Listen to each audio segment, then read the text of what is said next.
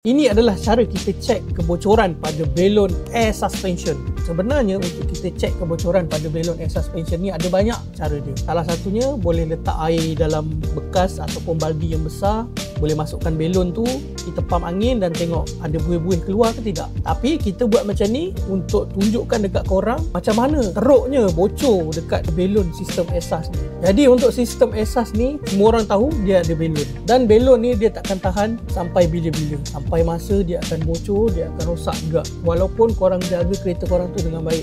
Sebab belon ni dia ada jangka hayat. Tak ada part dekat kereta ni yang tak ada jangka hayat. Semua ada jangka hayat. Sampai masa kena maintain, kena repair, kena replace. Untuk sistem air suspension ni selalunya model yang kita dapat BMW ataupun Volvo. Dan kita memang recommend customer kita untuk buat pertukaran part yang original. Bukan tak boleh pakai part yang tak original, tapi jangka hayat untuk yang original ni dia lebih tahan lama lah kalau nak comparekan dengan yang tak original. Mestilah korang nak pakai kereta korang tu lama lagi kan. Jadi untuk sistem air suspension kita recommend yang original. Jadi kalau korang nak restore sistem suspension kereta Continental korang tu, tak tahu kat mana workshop yang dipercayai untuk buat repair dan maintenance pada kereta Continental korang tu, boleh hubungi kami di Transmetik Automotive Section 15 Shah Alam.